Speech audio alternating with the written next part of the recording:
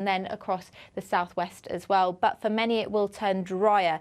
And then the winds will shift to an easterly, dragging in this low cloud from the North Sea, bringing many of us quite a misty and murky night on Thursday night. Temperatures still around average for the time of year, but there could be quite a lot of drizzle, especially over any high ground by the time we get to Friday morning.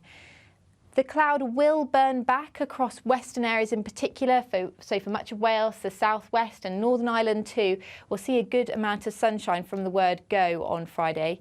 And then as we head through to the weekend, many areas will see some sunshine through Saturday, with more rain arriving from the west on Sunday. I'll see you later.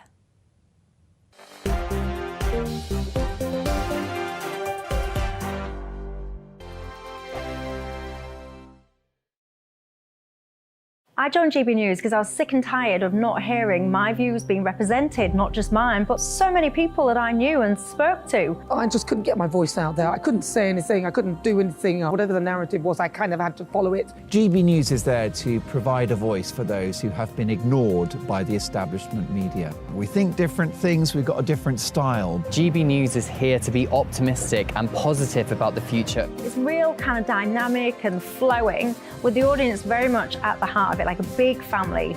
Here at GB News, we talk about the things that matter to you. Hearing the voices from right across our towns and cities, especially our towns. All sides of the argument represented with a heavy dose of opinion. We're on a mission here to make a difference. And the GB News family really is here for you, and whatever time of day you can watch or listen. Britain's watching. Britain's watching. We're proud to be GB News, The People's Channel. Britain's news channel. Westminster is going around in ever-decreasing circles, followed by the media. Britain is broken. How on earth did we get into this mess? But more importantly, how do we get out of it? Join me at 7 p.m, Mondays to Thursdays on Farage. Here on GB News, we will have open, rational debate. We've got to work out how Britain moves forward from this. Join us here on GB News, the People's Channel. Britain is watching. You've probably seen politicians interviewed 1,000 times, but we do it differently. We find out who they really are, we don't shout, we chat, and hopefully we bring a bit of light, not just heat. Did you know, Kate Moss? Apparently. Do you have a pair of jeans or a pair of jeans? No, of course I don't. What would I do with them? My friends are like, oh my God, what's she doing now? Join me every Sunday at 6 for Gloria Meets, only on GB News, the People's Channel, Britain's news channel.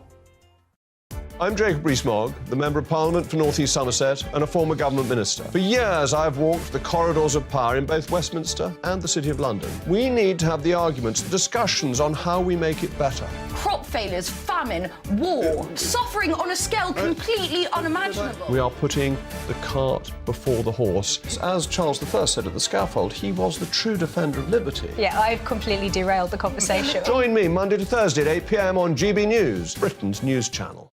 New to GB News is the Saturday 5. Join us every Saturday from 8 p.m.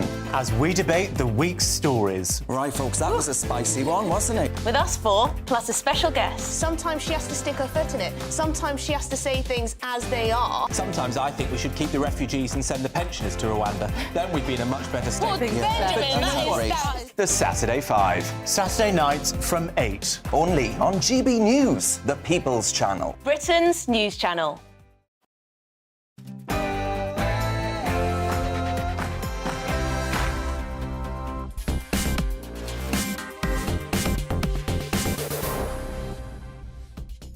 The Archbishop of Canterbury goes political today in the House of Lords, criticising the government's illegal migration bill. How many millions more does he want to see cross the English Channel?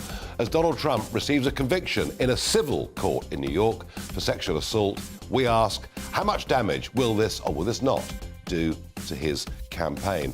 And as we go on and think about doctors, does it make sense to get a 5-year degree at a university? Or would it be more practical and sensible to start working on the wards as apprentices? All of that and much more coming up after the news with Polly Middlehurst.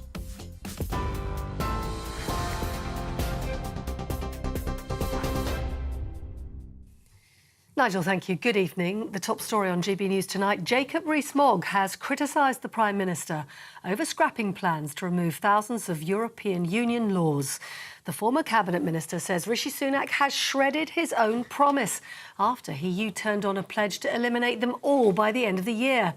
Earlier, the Business Secretary, Kemi Badenoch, said only around 600 out of 4,800 laws would now be revoked under the retained EU law bill.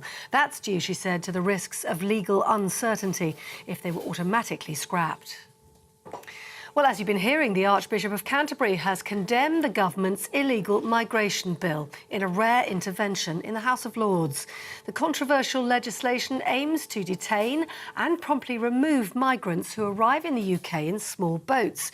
It also looks to limit the ability of the European Court of Human Rights to prevent the deportation of asylum seekers. Downing Street says the bill is compassionate and fair, but Justin Welby says it treats migrants as invaders. It is a siloed bill, not a whole-of-government bill. It does not draw in conflict management and prevention, which drives migration. It does not draw in climate impacts, which drive migration and conflict. It is isolationist. It is morally unacceptable and politically impractical.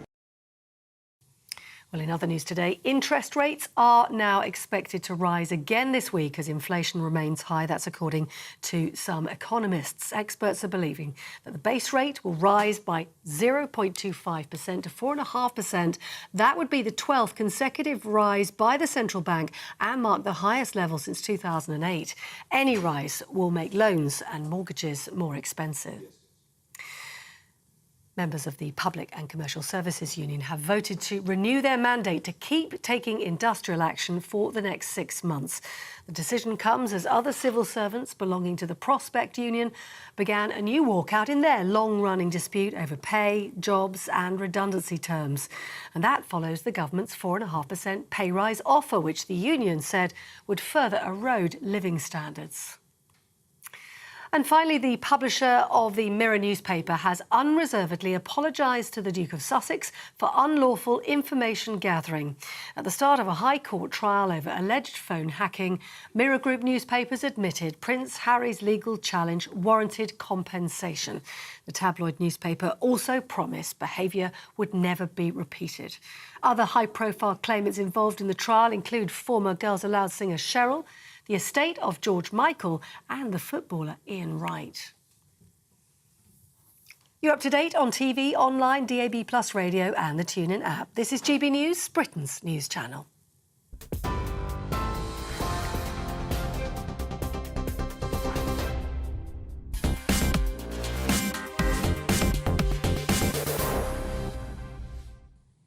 The Archbishop of Canterbury, Justin Welby, did a perfectly good job in the Abbey during the coronation on Saturday. But today he was in the House of Lords, and all too predictably, as the Lords debated the government's illegal migration bill, came up with some very strong criticisms of the government. Here's just a short segment of what he had to say.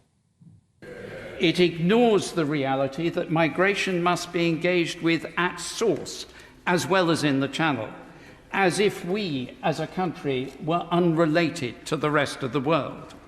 It is a siloed bill, not a whole-of-government bill. It does not draw in conflict management and prevention, which drives migration. It does not draw in climate impacts, which drive migration and conflict. It is isolationist. It is morally unacceptable and politically impractical to let the poorest countries deal with the crisis alone and cut our international aid. Well, you may have a point there, that it's politically impractical, all the while we're part of the ECHR. That may well prove to be correct. But, Archbishop, surely your job, above all, is to look after your flock, your diminishing flock in this country.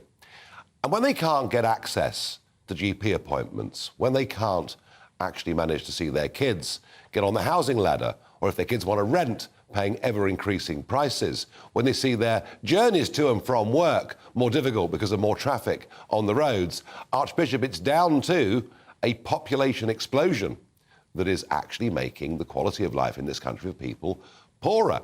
And whilst the numbers crossing the Channel may be only a fraction of those who are being allowed to come in legally, it's still a real issue given access to social services. And goodness me, those that cross the Channel even get free dental care, something not available to the rest of the population. So, Archbishop, I ask you, how many millions more do you think we should accept in this country? Now, we did write to Lambeth Palace and ask for clarification on whether he saw an upper limit to the numbers that could come and claim asylum via this route, and all we got was a polite reply saying, please refer to the Archbishop's speech. I think he is completely and utterly out of touch with his own Anglican flock. I think he's getting far too political. And when it comes to the point about compassion, a word that he raised, remember this: we have, in the last 7 years, allowed 500,000 people to come into this country as refugees. And they've come in, of course, from Afghanistan. They've come in, of course, from Hong Kong. They've come in, of course, from Ukraine and elsewhere. I don't see how we can do any more than we are already doing. You tell me what you think.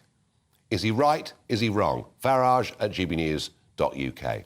Well, joining me now is Gavin Ashenden, Associate Editor of the Catholic Herald, and in former times an Anglican bishop when he was part of Welby's flock. But of course, Gavin, you are a defector, are you not, from the Church of Welby?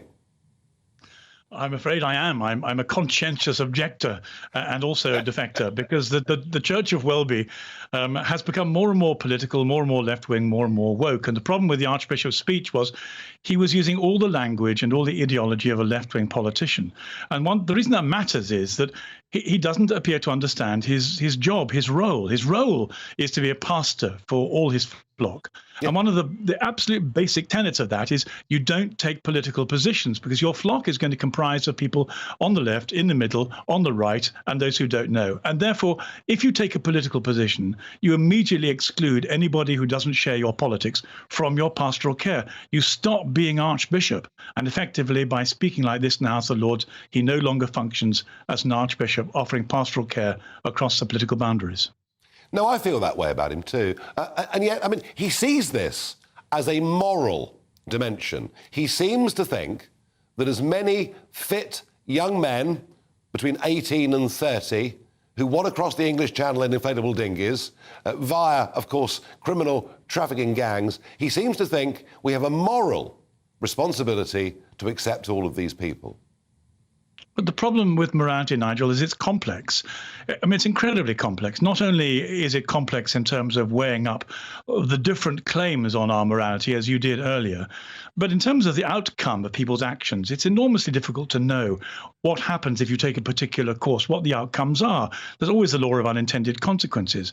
And it's quite wrong for a moral leader to pretend that he has some kind of moral, absolutist moral insight that other people don't have, when actually all he's doing again is simply, I'm afraid, parroting left-wing ideology. That isn't that doesn't represent a mature, moral, ethical insight. Because one of the first things you do is you'd say, this is so complex, it's very hard to know which moral values come out of the top. And in the end, actually, there is no Christian view about the responsibility of the state. We've been arguing this for the whole of my lifetime. But the Christian view, Margaret Thatcher was one of the most famous people who got this right. She said, essentially, it's all about the Good Samaritan. If you want to exercise compassion to your neighbour, then you look after your neighbour with your resources. The Archbishop's moral position would be to take refugees into his palace and look after them. Beyond that, there is no Christian mandate to tell the state how to behave or how to expend its resources. You can do that as a citizen democratically, but there isn't a Christian template for it. And he's misrepresenting Christianity using his office to pretend that there is. Gavin, what's the method? I mean, let's suppose within the Anglican Church there were quite a lot of people saying this was way too political. Is there any way of reining in the Archbishop? No, none whatsoever. And the problem is that the problem is that during my lifetime, it's been perfectly clear that the Anglican Church is losing the devotion of the people who look to it for solace and for a relationship with God. It's just ploughed on completely regardless. It closed down churches during COVID. It banned religious services. There was no point at which it wanted to stand up to the zeitgeist. Welby himself has been writing prefaces in transgender books for primary school children, which I find, frankly, so immoral that I'd use the word disgusting. That there is no way of making these people accountable. They are financially independent, politically independent, institutionally independent. Yeah. All we can do is turn our backs on them and say they've lost the plot. I'm a very disenchanted Anglican, I have to tell you, Gavin. Final thought, as one of our beloved late Queen's former chaplains, what did you think of the coronation on Saturday? Well, I loved it. We do pageant wonderfully. We do it like nobody else. It was done in an exemplary way. And I think, although there may be problems facing the monarchy in the future, the business of the day was just to be extremely grateful for all the hard work and the imagination that everyone who was involved put into it. And I'm very proud to be English and British at a time like this. Hear, hear. Gavin Ashenden, thank you for joining me tonight on GB News. Well, let's turn to Alp Mehmet, an old friend of this programme, chairman of Migration Watch.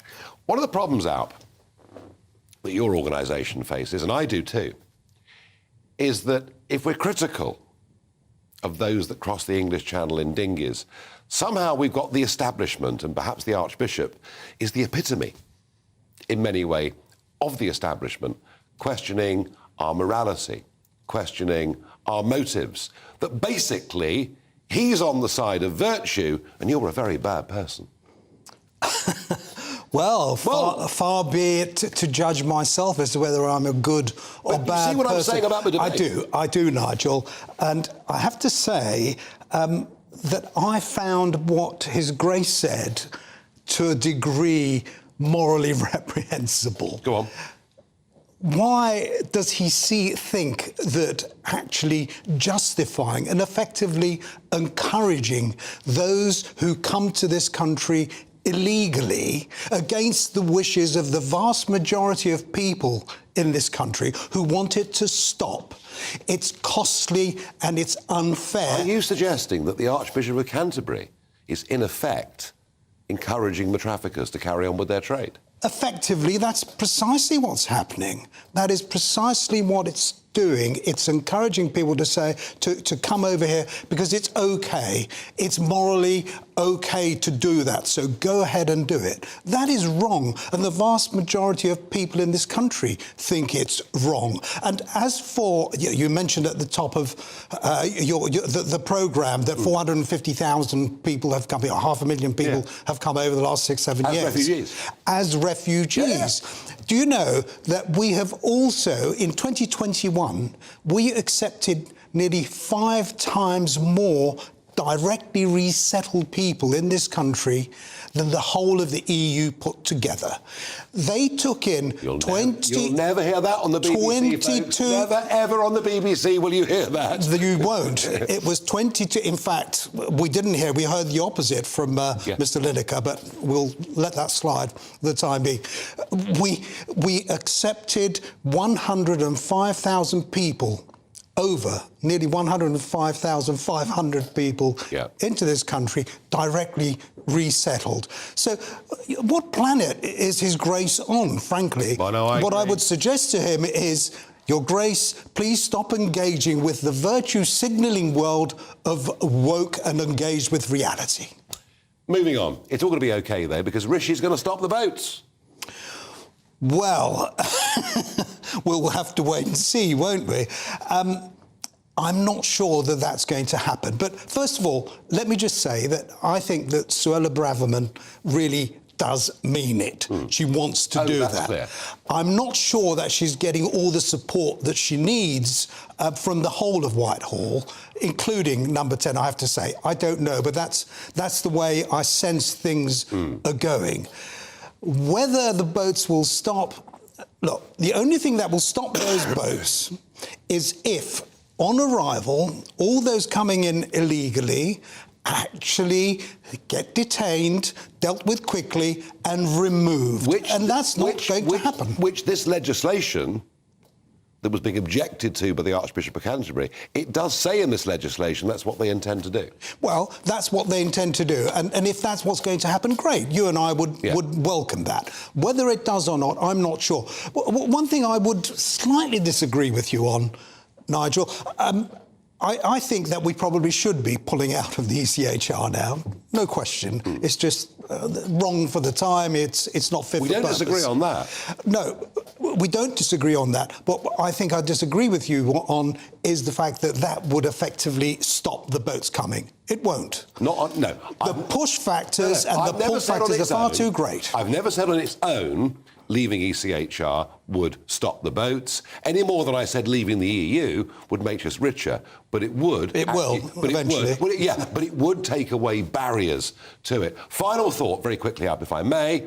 We've been chatting this week about the upcoming set of net migration figures. We were all astonished when the last lot was 500,000. I mean, the pre-Brexit high was 331,000, and that was against the 50-year Second World War to 2000, net 30,000 a year. We're told the next set of figures could be even higher. Yeah, and let's not forget that those figures are 10 times higher than what we've got coming across the channel. Yes. I mean, that is a serious problem, and I think... But they're coming legally. A danger, a risk. Coming in legally, largely So the because government's of the policies that the government has introduced. That, I think, is going to be something that we all suffer from. I don't know how many it's going to be, but what I can confidently predict is going to be hugely more than the 500,000, which in itself was unprecedented, that we had last time round, when we have the figures for the whole of 2022. That, I'm afraid, is something that the government is glossing over, and I would venture to suggest that they are actually using the channel as a distraction. I say it's about time that they started taking illegal migration seriously as well. Alp Mehmet, thank you as ever. There you are, you see, a country that votes for Brexit, that votes for a Brexit Tory party, headed up by Boris Johnson, believing that immigration into Britain, both legal and illegal, will fall. We'll see a figure within the next 2 weeks, double the high before we voted Brexit. Talk about let down. In a moment, Donald Trump, after we came off air last night, received, and it's civil, not criminal, but he has got a conviction for sexual assault, not for rape. He was cleared on that one. What does it mean for Trump? How damaging could this be? I joined GB News because I was sick and tired of not hearing my views being represented, not just mine, but so many people that I knew and spoke to. I just couldn't get my voice out there. I couldn't say anything. I couldn't do anything. Whatever the narrative was, I kind of had to follow it. GB News is there to provide a voice for those who have been ignored by the establishment media. We think different things, we've got a different style. GB News is here to be optimistic and positive about the future. It's real kind of dynamic and flowing, with the audience very much at the heart of it, like a big family. Here at GB News, we talk about the things that matter to you. Hearing the voices from right across our towns and cities, especially our towns. All sides of the argument represented with a heavy dose of opinion. We're on a mission here to make a difference. And the GB News family really is here for you, and whatever time of day you can watch or listen. Britain's watching. Britain's watching. We're proud to be GB News. The People's Channel. Britain's news channel. Westminster is going around in ever-decreasing circles, followed by the media. Britain is broken. How on earth did we get into this mess? But more importantly, how do we get out of it? Join me at 7 p.m, Mondays to Thursdays on Farage. Here on GB News, we will have open, rational debate. We've got to work out how Britain moves forward from this. Join us here on GB News, the People's Channel. Britain is watching. You've probably seen politicians interviewed 1,000 times, but we do it differently. We find out who they really are, we don't shout, we chat, and hopefully we bring a bit of light, not just heat. Did you All know, Kate sorts of Moss? Apparently. Do you have a pair of jeans or a pair of jeans? No, of course I don't. What would I do with them? My friends are like, oh my God, what's she doing now? Join me every Sunday at 6 for Gloria Meets, only on GB News, the People's Channel, Britain's news channel. I'm Jacob Rees-Mogg, the Member of Parliament for North East Somerset and a former government minister. For years, I've walked the corridors of power in both Westminster and the City of London. We need to have the arguments, the discussions on how we make it better. Crop failures, famine, war, suffering on a scale completely unimaginable. We are putting the cart before the horse. As Charles I said at the scaffold, he was the true defender of liberty. Yeah, I've completely derailed the conversation. Join me Monday to Thursday at 8 p.m. on GB News, Britain's news channel. New to GB News is the Saturday 5. Join us every Saturday from 8 p.m. as we debate the week's stories. Right, folks, that was a spicy one, wasn't it? With us four, plus a special guest. Sometimes she has to stick her foot in it. Sometimes she has to say things as they are. Sometimes I think we should keep the refugees and send the pensioners to Rwanda. Then we'd be in a much better state. Well, Benjamin, that is... The Saturday 5. Saturday nights from 8. Only on GB News, the People's Channel. Britain's news channel.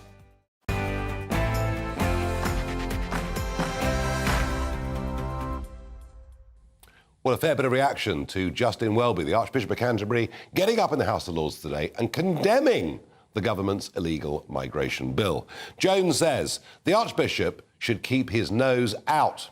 Time to overrule the House of Lords. It's what the people want, not what they want. Well, Joan, actually, this may well become a major row because it's pretty clear that by voting for Brexit and by giving the government an 80-seat majority, people wanted proper control of our borders. Nick says he doesn't care, Nigel. He only has his position because of his unelected boss. It's why people like me support becoming a republic and ending this unelected gravy train that not only lobbies our government, but they also attack government policy. Nick, you are a modern-day leveller. And I understand the sheer frustration with the whole system. But I think rather than scrapping all of it, I think actually what the House of Lords needs... I think what we need to do with the Lords is to replace it with an elected chamber. I don't see how it has any credibility going on as it is. Steve says the Archbishop of Canterbury should be spiritual, not political. And finally, Richard says the Archbishop of Canterbury is to be congratulated on his efforts today to drive what is left of his congregation to the Roman Catholic Church. Well, I have to say, I think he'll do that with great effect. And of course, Gavin Ashenden, who was on with us before, a former Anglican bishop, is now a Roman Catholic. OK, minutes after we came off air last night, we saw the Jean E. Carroll case in that New York courtroom. And bear in mind, this is a civil, not a criminal case. And therefore, you have to prove, or the jury has to decide on the balance of probability as opposed to beyond reasonable doubt.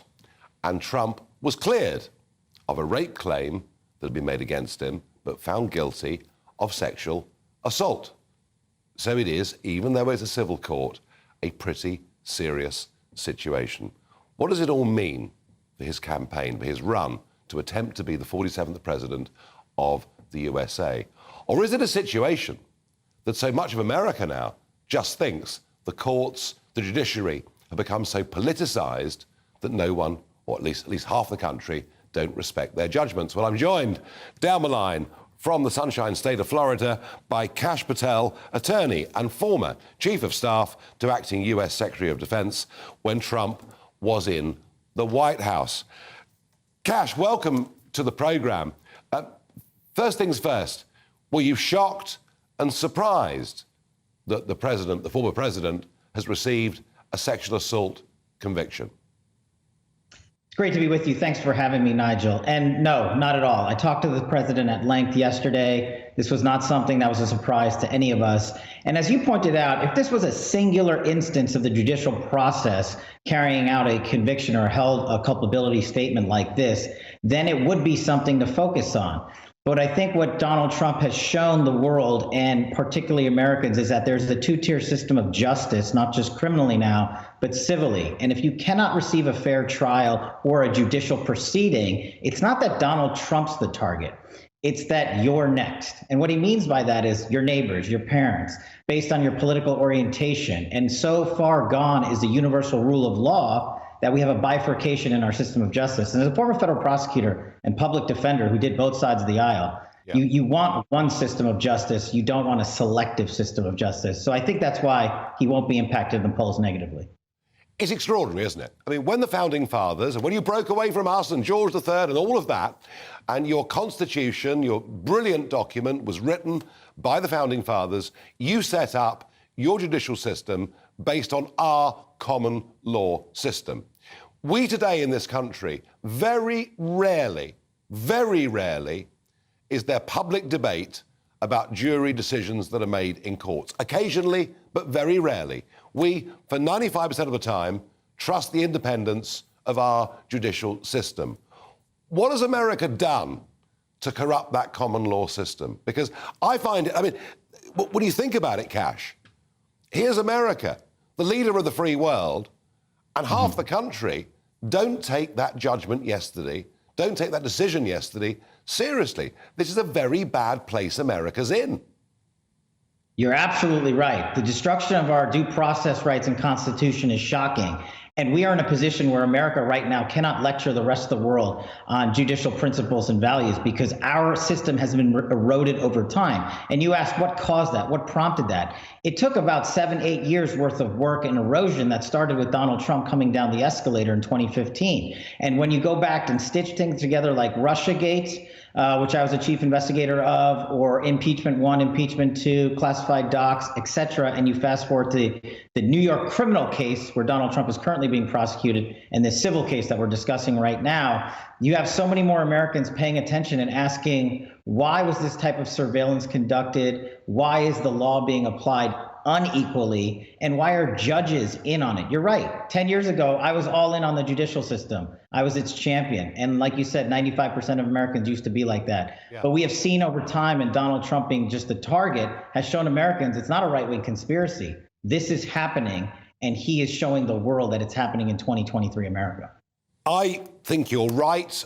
I don't think this impacts at all on his campaign. But a final quick word, Cash, if you can. Could the Republicans, heading into the next election next year, offer a way to make this a better, fairer, and most importantly, more respected system? Absolutely. And I think in order to fix the system, you need constitutional oversight from Congress to call out the agencies and departments, not just the judicial system, the DOJ and FBI and the intel communities that have utilized the system for political leverage. That needs to be defeated first.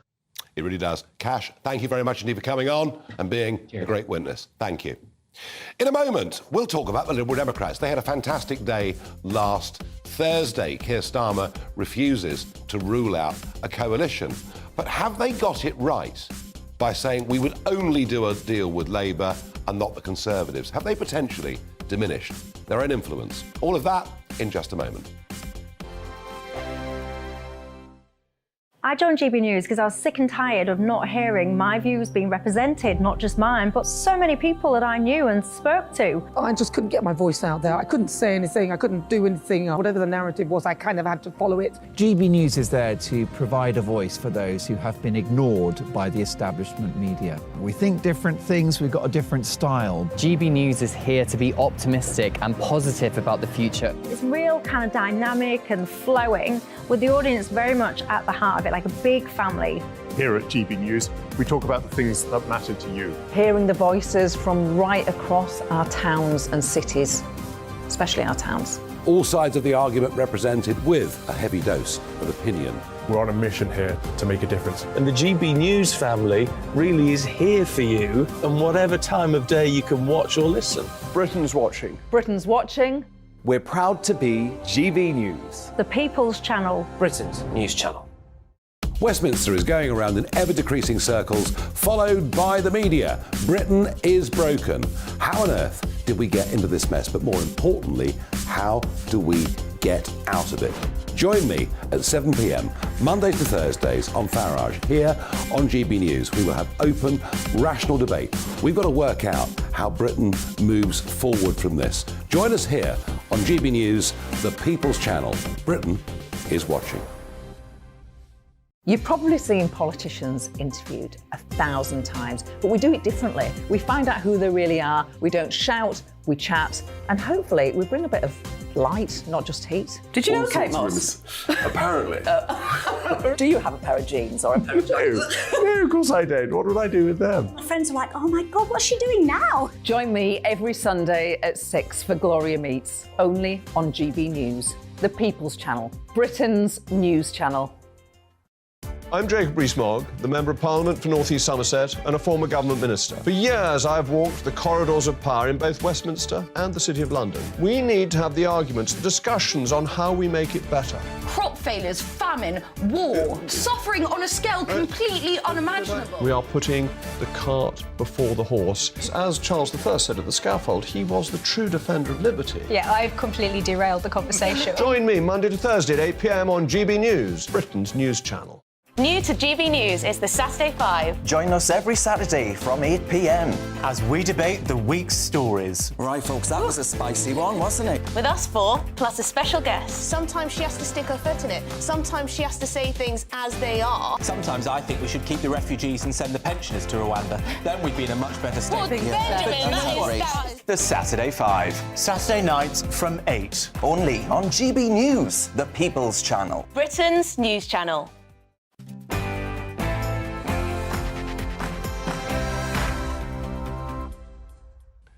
Well, since those local elections last Thursday, all the talk is about coalition deals that may take place between the Liberal Democrats, who had a very good day last Thursday, and between Keir Starmer's Labour.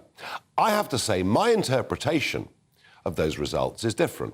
I actually think many of those who voted Green and Lib Dem last Thursday would probably, in many constituencies, vote Labour next time round to beat the Tories. I think Labour are on for a majority. But what do I know? All the talks of coalition, and Keir Starmer, half a dozen times today, refused to rule out a coalition. But what about the Lib Dems? Well, I tell you this, you have to admire their stickability. They go through very good times and they go through catastrophic times. And I've seen this all through my lifetime, but there's no doubt about it, the Lib Dems are back with a bit of a roll. And they're very clever and very good at targeting seats. And they're going to be targeting, I don't know, 30, 40 parliamentary seats next time round. They will come back into the Commons with an increased presence. Well, joining me is Sir Nick Harvey, former CEO of the Lib Dems, and of course, Lib Dem MP for North Devon from 92 to 2015. Interestingly, of course, Jeremy Thorpe's old seat. Now, power broking is something the Lib Dems may well be in a position to do. You've done it before, you've formed a coalition. But this is interesting, isn't it? Because your leader, Sir Ed Davey, he's ruled out doing a deal with the Conservatives. He said he would only do a deal with Labour. Doesn't that reduce the potential influence of your party? No, I mean, it would be completely unthinkable to have any sort of a deal with the Conservatives. We very nearly paid the price with our lives last time. You did it in 2010. We did it, and look how they all enjoyed it. Vince Cable enjoyed it. Nick Clegg enjoyed it. I mean, the country benefited from a much better government than anything that's followed since. So why wouldn't you do it again? Because we ended up absolutely hammered and knifed by the very Tories we had gone into government with. There is not a chance of that. The country's going to hell in a handcart. The Tories have made a complete mess of just about everything. I mean, in a hung parliament scenario, we will vote for measures that are sensible and against ones that are silly. But I haven't seen a sensible measure from the Tories in years, and I just think it's completely unthinkable that we would find ourselves... But Nick, if what you say about the 2010 to 15 period is true, if we finished up with a Conservative Party that needed however many seats you've got to form a majority, you could make that government slightly better, in your opinion, and therefore good for the country. Why wouldn't you do that? Because we paid for it last time. Who paid for it? The party had a catastrophic experience. So the party matters more than the country? No, of course not. Well, it sounds like it. That's why we went in the first place. But you're asking me about a coalition with Labour. I don't believe there will be a coalition with Labour. I think that the Lib Dems would be very foolish to get into coalition with them either.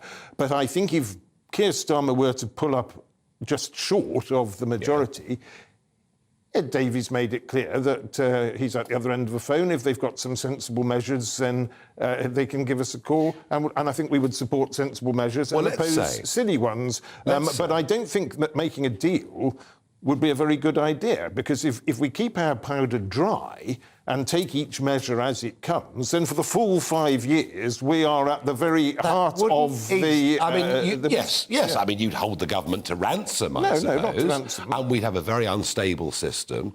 I mean, very selfish of a party to do that, wouldn't it? No, it's not selfish. It's preventing somebody taking the whole scenario for granted. It would be good government of the sort that we haven't had enough of in this country.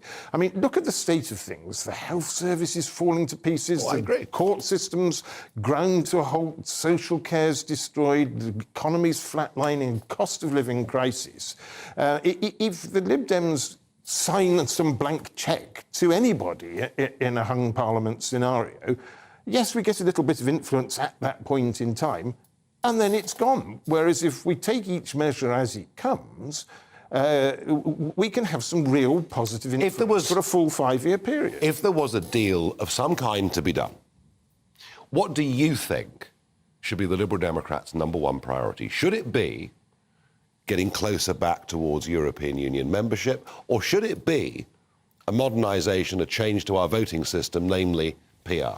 What's most important? I think that both of those issues would be desirable, but the state of the economy, the state of the health service, the state of education, the court system, these are far more pressing issues, frankly, than either of those. And I think that in any discussions that follow an election, if Keir Starmer or anyone else is coming along with a Queen's speech and a King's speech, I beg your pardon, and looking... I know, we're all struggling to adjust. And looking to set that out as his stall for government, that we would want to see some really positive changes, of which I just, to come back to your original point, don't think the Conservatives are capable. They just do not understand what the country... Final thought, Nick Harvey. Should we rejoin the European Union?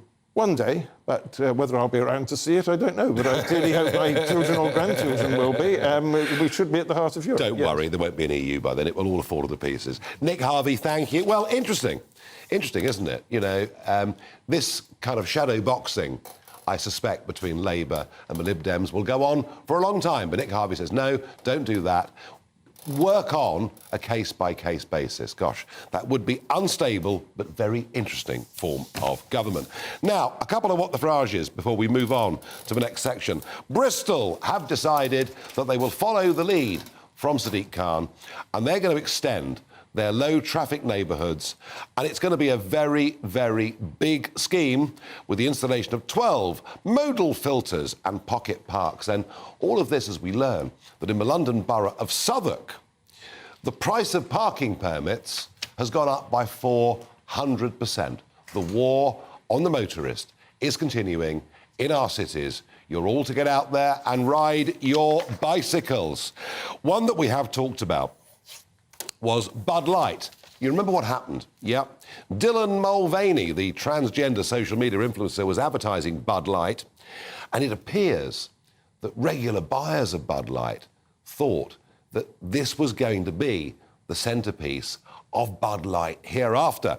And the chief executive, Michael Dukouras, has come out and said, misinformation and confusion has damaged our brand. This was just a one-off and not a permanent realignment of the Bud Light brand. But it does go to show the pendulums can swing back, and when they do, it can happen very, very quickly. Now, you all know that Tucker Carlson left Fox News. Big speculation about what he would do next. Big speculation about whether he'd be able to, because of his Fox contract, go anywhere else. Well, he has announced this overnight. Take a look. Starting soon, we'll be bringing a new version of the show we've been doing for the last 6.5 years to Twitter. We'll be bringing some other things too, which we'll tell you about. But for now, we're just grateful to be here. Free speech is the main right that you have. Without it, you have no others. See you soon. Well, that's Tucker Carlson, and that's fascinating, isn't it? Because Elon Musk is attempting to take Twitter into completely new spaces. Sounds like Tucker will be broadcasting live on Twitter with interaction. My guess is this could be very bad indeed for Fox News, and Musk goes on from strength to strength. And I think in terms of free speech, the man's becoming, frankly, a bit of a hero. In a minute, we'll talk about whether it makes sense, rather than going for 5 years at medical school, for young trainees who want to be doctors to effectively become apprentices. On the face of it, I quite like the idea. I joined GB News because I was sick and tired of not hearing my views being represented, not just mine, but so many people that I knew and spoke to. I just couldn't get my voice out there. I couldn't say anything. I couldn't do anything. Whatever the narrative was, I kind of had to follow it. GB News is there to provide a voice for those who have been ignored by the establishment media. We think different things, we've got a different style. GB News is here to be optimistic and positive about the future. It's real kind of dynamic and flowing, with the audience very much at the heart of it, like a big family. Here at GB News, we talk about the things that matter to you. Hearing the voices from right across our towns and cities, especially our towns. All sides of the argument represented with a heavy dose of opinion. We're on a mission here to make a difference. And the GB News family really is here for you, and whatever time of day you can watch or listen. Britain's watching. Britain's watching. We're proud to be GB News. The People's Channel. Britain's news channel. Westminster is going around in ever-decreasing circles, followed by the media. Britain is broken. How on earth did we get into this mess? But more importantly, how do we get out of it? Join me at 7 p.m, Mondays to Thursdays on Farage, here on GB News. We will have open, rational debate. We've got to work out how Britain moves forward from this. Join us here on GB News, the People's Channel. Britain is watching.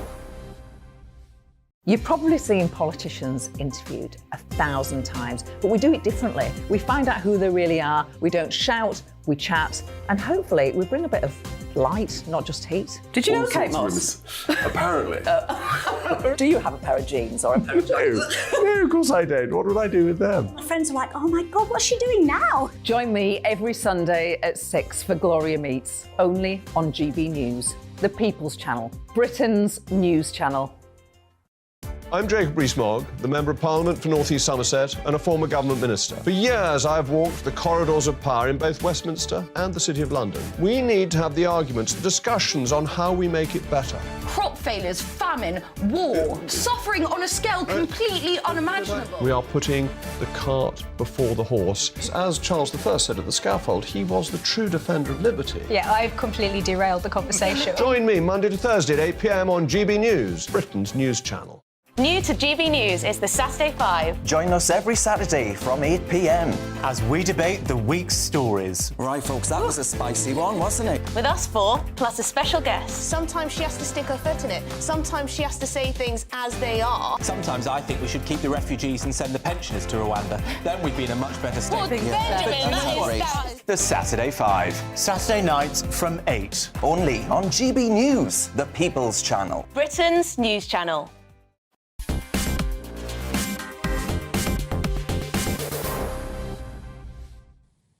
So loads of debate this week. How can we make the NHS better and more effective? Yesterday we debated the idea that rather than going to the GP for a repeat prescription, you could go to a pharmacist. Well, today's argument is that rather than doing 5 years at medical school and having to pay 10,000 quid a year or something like that to do it before becoming a junior doctor on the wards, maybe people could go straight onto the wards and work effectively as apprentices but get some payment for doing it and kind of learn on the job. Well, on the face of it, I find the idea rather attractive. But I wonder what Daniel Elia, doctor in anaesthesia and critical care, makes of this idea. Daniel, good evening. So learning on the job rather than learning in a university, it does on the face of it look quite attractive. Yeah, Nigel, I need to be completely honest. When I first heard about this about a year ago, myself and my colleagues sat down and we thought, this is ludicrous. How are we going to devalue the name and the stature of medicine and medical school? But actually, tell you what, after thinking about it and reflecting on it a little bit more, I am, coming around to the idea a little bit more, but not without caveat. And I'll tell you why. So if you if you look at the details about what they're trying to do, trying to say that the doctors that are going to be produced from this are going to be the same standard, they're going to go through the same rigor and the same applicant processes that they're going to go through. But the problem is, the whole reason why medical school is so difficult to get into, and it pulls together sort of the cream of society with more money and possibly, you know, higher socioeconomic status, is because it costs a lot of money, training and time to get in. So if they're going to have the same standard of applicants and medical students to actually get into this apprenticeship, then it's going to have the same problems. And not just that, but when we get to the end of this apprenticeship, is there going to be a difference between myself, who went through the traditional route, and the apprentices? These are very controversial things. And then we think about, what is the actual aim of this? Is this to boost the amount of doctors, or is it to widen the access? Because if it's to widen the access, I don't think it's going to do that, and it could create a lot more problems. But yeah, sure, it's going to create more doctors and a different way to get in, of course. I mean, look, the argument is not that people going via this route would just work on the job on the wards. They would have to do academic results and exams as well. But I do see your point. There might be two categories of junior doctors a few years down the road, and that might lead to some degree of difficulty. But Daniel, Elia, what you're really saying is that for people to become doctors, to get into the medical profession, basically they're coming already from middle and upper stratas of society before you even start. Unfortunately, this is the case. And even when I was in medical school, we've been trying to change that with certain schemes and plans, and that's good, and that work's going to continue. But the thing is, this isn't going to help it, because you need a rigorous training and courses and money, and your parents need to sit down with you, and you need to plan well in advance about how you're going to get to the top of school to achieve a place. And not just that, but now, because the bar is possibly reducing in terms of the standard that they're going to draw in, the competition is going to be greater. So if the competition is going to be greater, that means there's going to be even more of this training and courses, and whoever's got the most money and whoever knows the right person is going to get in. Because remember, these hospitals are going to be advertising their own jobs. So come to our hospital, be an apprentice here. So is it who you know? Is it maybe do you know the boss? Yeah. All this type of nepotism. So it's going to create more problems, I think. But on the surface, it looks nice. Yeah. Now, on the big picture here, the government had said they'd give us 6,000 new doctors. I understand that number is about 2,000 new doctors. And yet I hear from so many people who've got very good qualifications and are very keen that they haven't been able to get into medical school. I mean, how do we solve this problem? We have got a rapidly expanding population. Our doctor to patient, our GP to patient ratios get worse with every year. What needs to be done? I think the answer to that is very simple, very clear. We have a mass exodus of doctors leaving, going to Australia, quitting, doing other jobs. Look after our doctors better. It's simple. We've got a strike going on. Well, hang on. We've got junior doctors striking. We've got other doctors heading off, as you say, to the sunshine and double the salary in Australia. Wouldn't it be reasonable for the taxpayer to say that if you've been through a full medical training, you owe us at least 5 or 10 years' work before you take jobs overseas? A sort of indenture type programme. Wouldn't that be fair and reasonable from a taxpayer's perspective? I think there is an argument for that, but then it's about, what are those medical students putting in, and what is the government putting in, and then measuring it up and comparing it. And I think that's a little bit dangerous. But I think there's merit in what you're saying. Maybe there should be some sort of compulsory amount of time. And then are they going to leave after that? Well, I know. Listen, I mean, none of this is easy, but I tell you the good thing. Whether it's this debate tonight or the pharmacy debate I had last night, the good thing is we are actually now having an open debate about how to make things better. You've got 60 seconds, Daniel Elia, to tell us what should be done to improve public trust in the National Health Service, because it has declined over the last few years. Your 60 seconds begins now. Wow. I think, number one, we need to stop these strikes by supporting the nurses, the paramedics, and the doctors by not just paying them more, but making their lives easier, making sure they have places to park, making sure their exams are paid for, making sure they have adequate sick leave, making sure they have adequate annual leave, making sure their lives are better. So they want to stay in the NHS, so they want to keep working, so they want to keep struggling, saving lives, and continuing the great work they do. And so going to Australia or New Zealand or doing other things doesn't look as attractive as it does now. We just need to support what we have right now to make sure the NHS is as great as it always has been.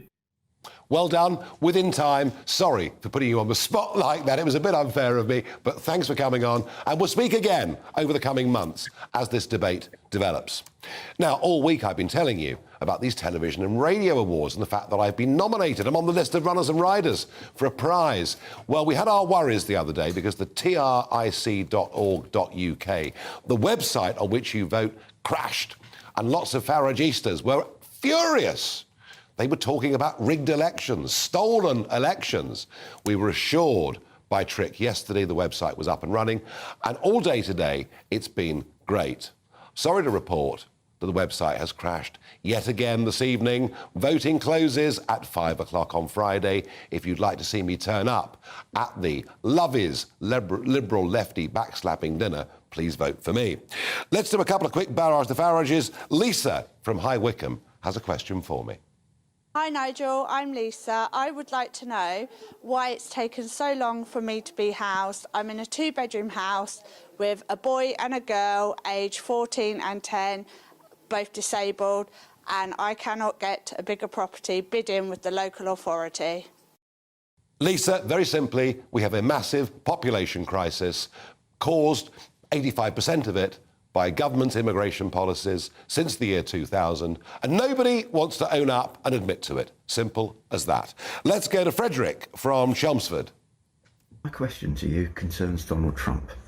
The mainstream media here and in America are constantly criticising him, and yet I thought he was a good president. He's a man of peace, he did his best for his country, and yet their criticism of him is unrelenting to this day. Why? I'm baffled. Please. Frederick, those on the Conservative side of politics think that those on the left of politics are slightly deluded. Increasingly, the modern left of politics think that those on the right of politics are evil and should be shouted down and cancelled, and that any means are fully justified in winning their political goals. I could go on about that for an hour, there isn't time. Now, tomorrow night, Farage at Large is back. I'm going to be in Bournemouth. We have a full house. We'll be joined by Bournemouth resident Harry Redknapp, and Right Said Fred will be singing live I'm Too Sexy for My Shirt. It's going to be great fun. Now, Jacob Rees-Mogg, your party has completely given up on giving us a proper Brexit. I'm afraid so. And the Prime Minister promised in a little video during his leadership campaign that he would put EU laws through the shredder, and he's now shredded his promise. And I think that is not how a Conservative leader ought to behave. Should we ever have trusted your party? Yes, we delivered Brexit with Boris, didn't we? We got the bill through, and Boris was the one who was determined and made me Brexit Opportunities Minister that we should get this law through. And Rishi, when he took over, promised not only the British people, but also members of Parliament that he would deliver this, and now that promise has been broken. The globalists are back in charge. Yeah, that's right, that's right. The blob has won, and it's partly because the civil service is too idle to get on with it, and it's partly because ministers haven't given the drive and direction that's needed. It's very, very unsatisfactory. I guess you're discussing this tonight? I will be discussing that. That will be my opening. We're also going to be discussing the Archbishop of Canterbury and his views on migration, which don't entirely coincide with yours. No, that would be pretty fair and pretty reasonable. And we had that debate too on this programme. Well, enough from me. Jacob takes over very shortly. I'll be back with you live tomorrow night at 7 o'clock in Bournemouth. And please do go to that website, even if it takes you a few goes to get through. The weather, how much rain will we get tomorrow?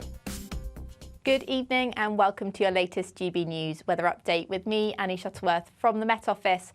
Now, Thursday we'll see another day of heavy showers and a risk of thunderstorms. Low pressure is very much still in charge of the UK's weather, and that's pushing these frontal systems, bringing more areas of rain to more northern and eastern areas of the country through Wednesday evening and into tomorrow as well. So we'll continue to see that rain across Northern Ireland and western parts of Scotland from that front. But showers from the day will start to fade away, though they could linger a little while for the likes of East Anglia and other southeastern areas. But for many, it'll be a dry night and a dry start to Thursday, with some low cloud lingering across the high grounds of parts of the Midlands. Through the rest of Thursday, we'll see some sunshine lasting through central and southern areas of England and across northwestern and southern parts of Scotland. But very quickly, you can notice these showers starting to break out, and they're going to be quite heavy, long-lasting showers, a further risk of thunderstorms. Away from any showers, when you do get the sunshine, it will feel warm, highs of 17 or 18 degrees. The showers will likely last into the rush hour across eastern areas and then across the southwest as well. But for many, it will turn drier. And then the winds will shift to an easterly, dragging in this low cloud from the North Sea, bringing many of us quite a misty and murky night on Thursday night. Temperatures still around average for the time of year, but there could be quite a lot of drizzle, especially over any high ground by the time we get to Friday morning. The cloud will burn back across western areas in particular, so for much of Wales.